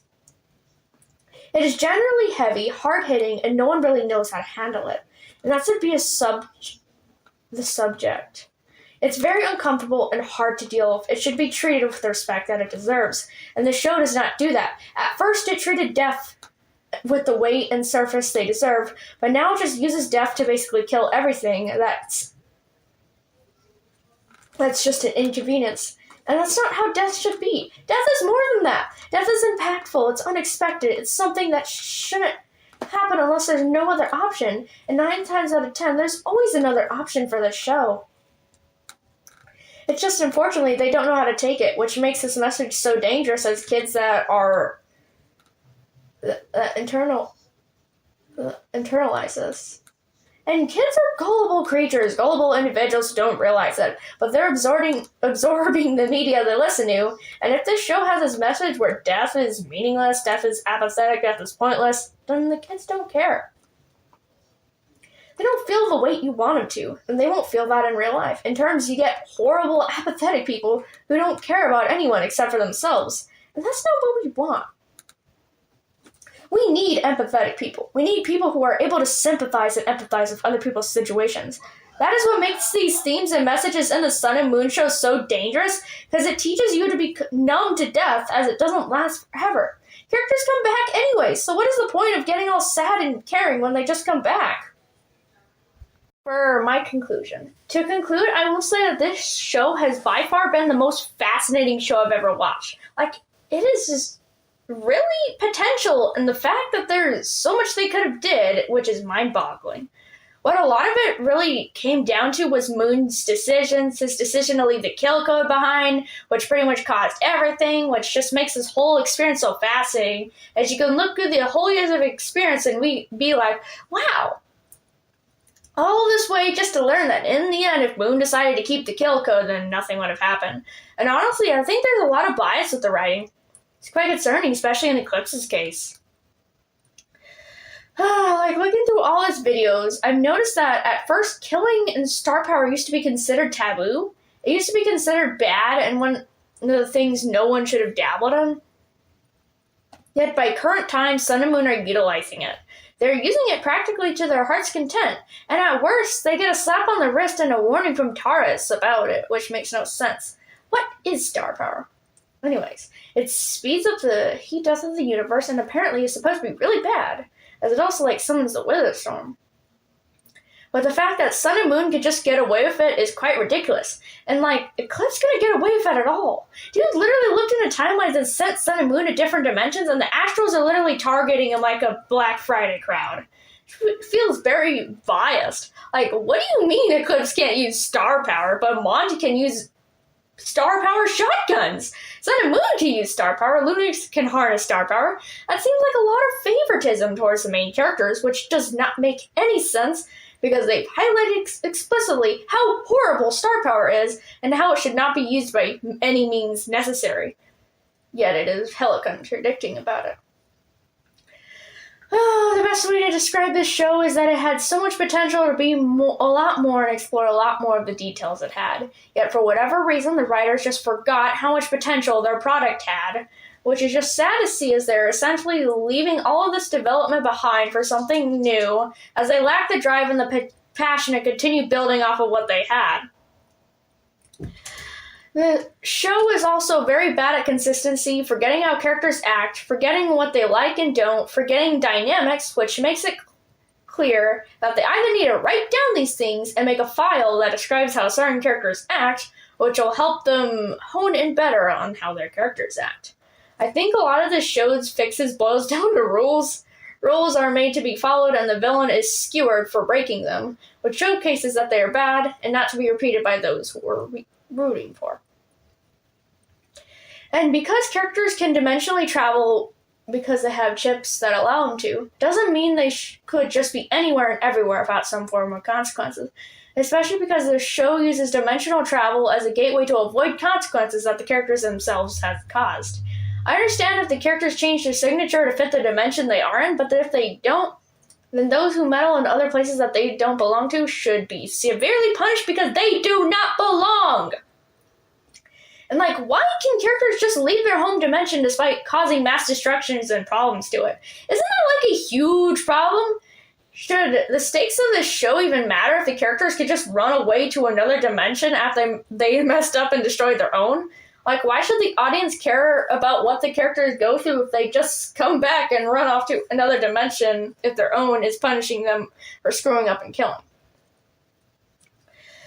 Something like that should be changed, as main characters like Sun and Moon actually getting punished for what they do. If Eclipse is being suffered, killed, isolated, tortured, hurt, then everybody else should also be showcased and deal with that. That way, it's actually fair. Why should the audience hate Eclipse for what he did and praise Sun, Moon, Lunar, despite them also doing horrible acts like Eclipse? Both sides have a reason to kill. That doesn't make them right, though. Eclipse was killing for playing mind games and talking on and on about things he, quote-unquote, will do to Sun, Moon, and Lunar, but also killed as a revenge kill. Lunar was killed because Eclipse felt betrayed by Lunar, who ran at Sun and Moon. Moon was killed from an accident. No matter the nature of how they died, it is still a death. Both sides should be held accountable for what they did. Yet Eclipse is dogpiled, Sun and Lunar are rewarded for killing, just because it's understandable and justifiable does not make it okay. In terms of fixing, what I would do for world building is actually explore the world Sun and Moon live in, how it functions, anomalies, what is done for anomalies, creatures that live in said world, set up rules that are to follow in this world, establish that because star power can be utilized by everybody, that's more than just the Celestial family utilizes it. Establish more magical users, make characters that actually live in this world that aren't immediately kissing the floor Sun and Moon walk on, and instead have them be more negative and conflicted. Have the Astrals be neutral and not on the side of the Celestial family. They're essentially the gods of the universe who is interested in ensuring the heat death of the universe is not caused. They shouldn't be buddies of sun, moon, lunar, or solar, as that makes the world seem small when everybody just sucks up to the main characters. Have the characters do things outside of the Pizzaplex. Have them explore their own world. Have them live actual lives, but also allow the main characters to have friends without it being family-oriented.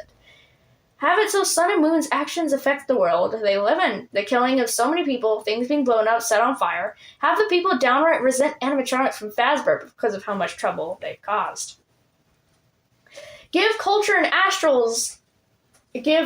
astrals and other individuals. The astrals are higher beings that keep the world stable, establish their unique dynamics with themselves, and keep personal issues like relationships out of the way because they are gods of the universe.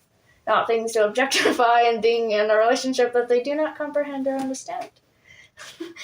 Establish roles in the world their followers, what absence entails, why they are needed in the world, give more personal time to the character, and make them mysterious without humanizing them.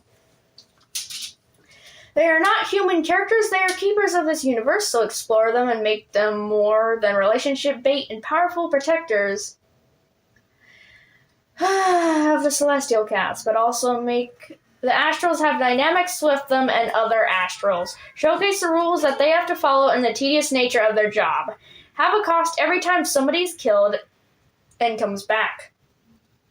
The fact that characters are just able to come back and lose nothing out of it makes the impact less large and less valuable, since loss increases how much one cares about what happens. Adding culture to the world, which immerses people more in the world than what the writers have created.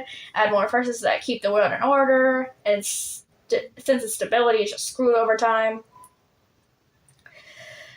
Be more fair to the characters and establish consequences for all those who meddle with things they're unable to understand, like messing up a dimension leads to a beating, or star power can end you in astral court, or killing other people that would make you lose people.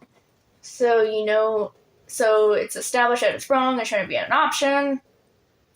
Going to other dimensions leads the individual of said dimension to go after you because you do not belong. Escaping the astrals only leads you back in astral court. If we're supposed to root for Sun, Moon, Lunar, Solar, and Earth, they should be able to not break these rules. And if they do and don't suffer for it, then it's just obvious plot armor or favoritism, which is something that makes the viewing experience feel pointless. If the heroes are just going to do whatever they want without repercussions, then what is the point of caring about what they want when they always get it? In terms of main characters, the characters are really fascinating in terms of food for thought, but the majority of them get away from nefarious acts that would be bad for the villains. Like, it is bad, and it's hard to dislike Eclipse when Sun, Moon, Solar, and Lunar are just as bad as him. I feel bad for them, but at the same time, they're awful people. Pretty much everybody in this show is flawed, but the only person to be called out for it is Eclipse, which feels unfair as he is by far the only character in the show that was targeted to the point of being on the run, whereas the Celestial family got to live peacefully. Truly, in a sense, the only reason there is problems is because peace led to them inviting more problems. Let's see. Having internal problems and trusting the wrong people. If anything, Sun and Moon get problems because of their actions. They cause said problems, then eradicate them and think that'll make their problems go away when it just makes them worse. If I have to give props to the characters, Eclipse would definitely be the character I give props to. He is by far one of the most realistic and fleshed out characters of these shows. He's a very complex character who has been handed a terrible deck of cards, abandoned by Moon, and was the only animatronic he trusted, and pretty much left to rot in someone else's head, and not trusting Sun and Moon for the obvious fact that he knew Moon was just going to kill him. He went from silly and insane to exhausted and tired. Eclipse is a guy of many actions. He used the power of manipulation to get the brothers against each other to get revenge on Moon. He built Blood Moon, Lunar, Solar Flare for companionship, disguised as quote-unquote tools to get his way. He wanted the star to reset the world to ensure kids wouldn't die anymore and be hurt. He was constantly fearing for his life, getting the star and doing nothing with it at all because he's not malicious in nature and only used the star power to look into timelines and see that Lunar is just going to get star power and cause problems like attracting astral bodies, killing Eclipse, causing Earth chronic illness for the rest of her life.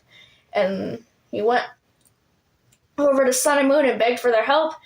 And despite his stubborn words, he was still asking for help and was just straight up killed. And even through all of this, he doesn't really go after Sun and Moon when they're back. He just puts them through games and puzzles, yet he is stuck at their mercy after being trapped and pretty much has a shock collar on his head. And despite him knowing who it was Rowan who brought him back, nobody believed him, but he still persisted. Eclipse was right as well, even trying to get Nexus back to his senses and bringing Solar back for Earth's sake, and even using his own signature to bring Solar back, even in another dimension. He is helping with maintenance and caring of other kids, which shows that Eclipse is not a monster. He just suffered through so much suck, hate, and he still tries his best. So what if he has an attitude? Actions speak louder than words, and he has been trying his best currently, which is what makes him so fascinating, as he started out as a villain, but slowly became an anti-villain and even is in the gray area of the show. Eclipse is by far one of the best characters, but even he is being muddled down by the writers. Also, I'm not sure if what is this show's obsession of kids, but the fact that Eclipse is being stuck with 4 dead kids who take up all his time is sad. Eclipse needs a break on his terms, not other terms, and other animatronics should pick up the damn slack. Eclipse should not be doing the maintenance of the whole Pizzaplex while building bodies and taking care of 4 kids. Eclipse, despite being an animatronic, still needs breaks. He needs the time to relax on his terms, and he has a damn right to say no. Characters shouldn't force him to do things at all unless Eclipse wants to. He is not a maid. He is a dang person. Eclipse wants to help, but he is only helping in the maintenance area and should only be helping in the maintenance area. The other animatronics should take care of the dead kids. Logically, can he even take care of dead kids? They're already dead and cannot be harmed unless in a physical body. And why should Eclipse have the responsibility of these children? He is clearly not equipped to handle them. He doesn't know how to comfort them, doesn't know how to handle them. He cannot be there for them emotionally, and Eclipse is not the best communicator. God, is he not? So why not just give the kids to other animatronics who are better mentally, physically, psychologically, and emotionally? Eclipse clearly has some growing to do. He should not be taking care of 4 kids who require all of his time, attention, and focus. This is one of the things in the show that irks me. Everybody gets so pissed at Eclipse because he gets angry and frustrated, but he gets no opportunity to be a person. He's always a caretaker, someone who makes sure everything doesn't collapse, and the fact that every single character keeps throwing responsibilities at him is just infuriating, because Eclipse literally never takes a break on his term, never gets a moment to breathe. He is always on the clock, making sure everything is working. For once, give the man a dang break and stop leaving him to take care of so much kids. He is not a parent. He's not a caretaker. He is his own person who needs a break and an actual life to live. He is not a daycare center to drop things off. He is not a dance school. Eclipse has his own life, so let him live his own life and stop overwhelming him with responsibilities and give him the ability to say no without getting angry at him for just wanting time to himself. Eclipse has always been having to help others and constantly please others because he just wants to be seen as not a monster anymore, which he never was in the first place. And no, it's not Solar's code making him a better person. It is Earth treating Eclipse like an actual person and not a virus. Is it that difficult to see that being nice to others makes them more likely to be nice to you? Eclipse is his own person. He is not dictated by Solar's code, Ruin's programming in the past. He is his own person and should be treated as such. His attempts to be better should not be undermined, especially because he's trying to be a good person on his own terms. Let the man have a victory that is his own and is not dictated by others for once. Something this show has also shown us is learning from others. Just like how the kids learn from their parents and what they can and can't do, Eclipse, despite being one person, his own person, had only 2 role models to go off in his head for years, Sun and Moon, and they were not the best role models.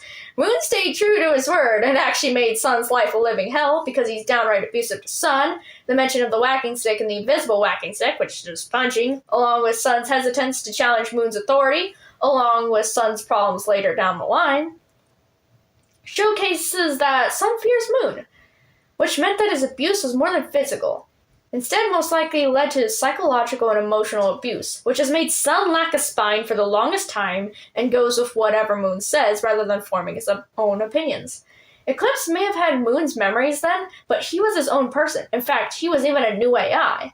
But this meant that all Eclipse had to go off in terms of personality, character, rights, and wrongs, and how to act in general. And let me remind you, Sun and Moon were not good role models. Moon condescended Sun, threatened Sun, belittled Sun, abused him mentally, and Sun just let it happen to him and stayed with Moon because he had nowhere else to really go, and Moon was the only one he knew, which is pretty much enabling the abuse.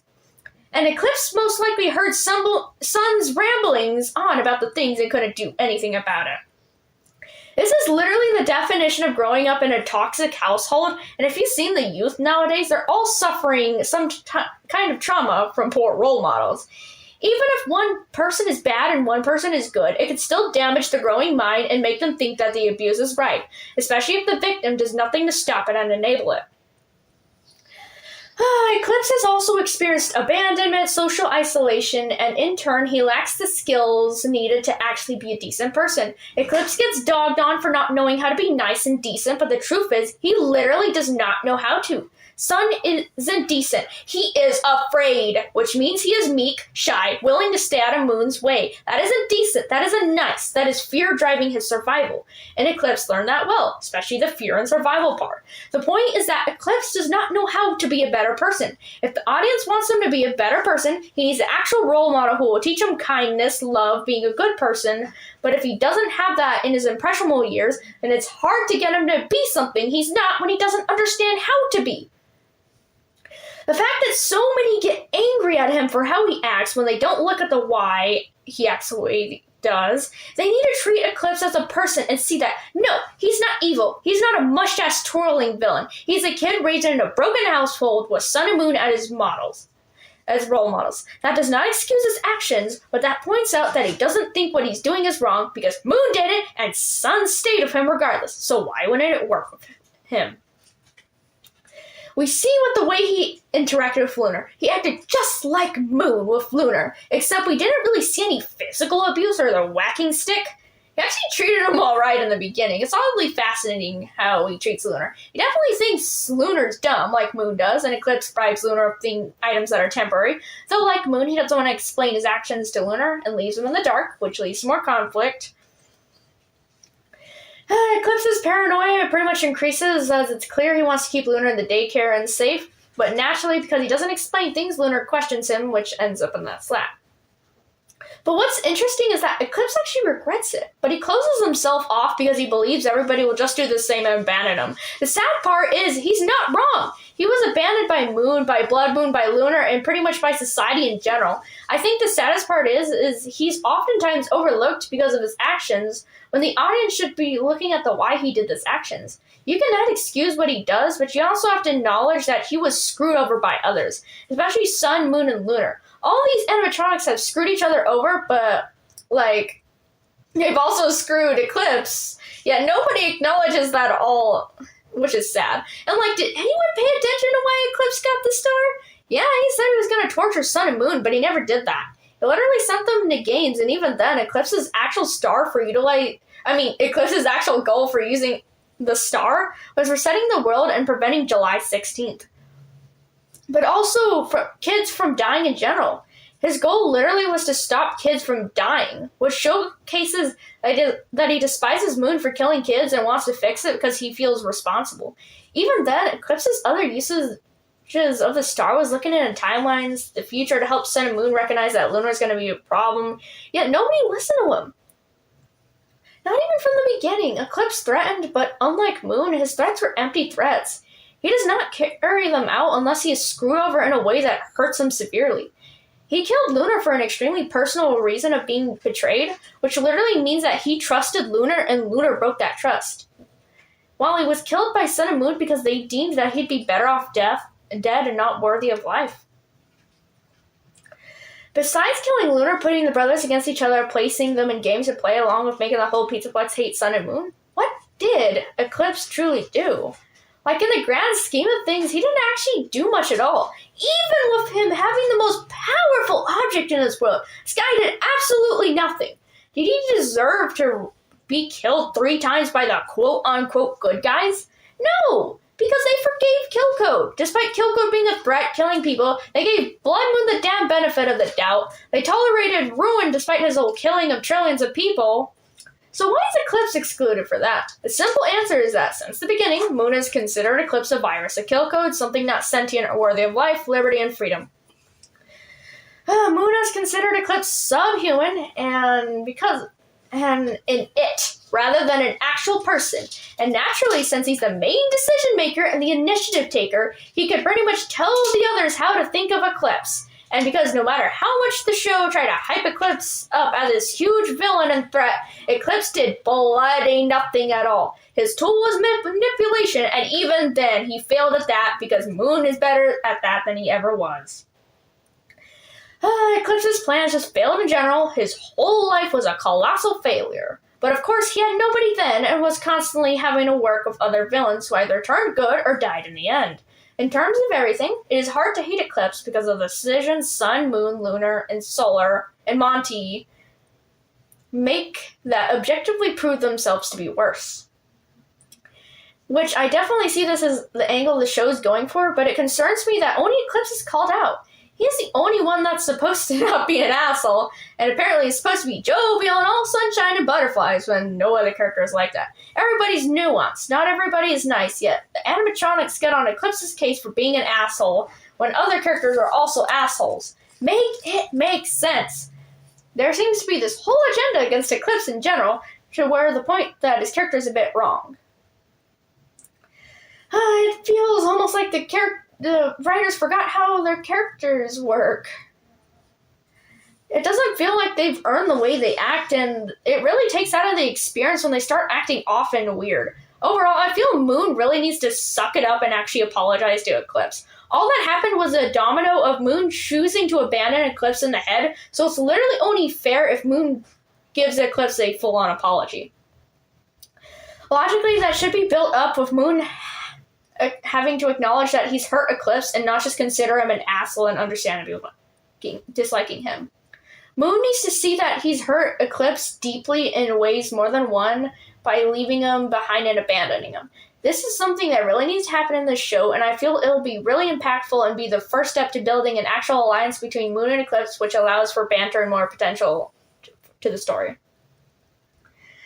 Okay, this is pretty much all I have to say. I just hope that the show could recognize that it's not perfect, that it's flawed, that it has problems that aren't impossible to fix. The writers are clearly losing passion for this show, and it's going off the rails. At the end of the day, this show has amazing potential, yet has yet to be fully seen.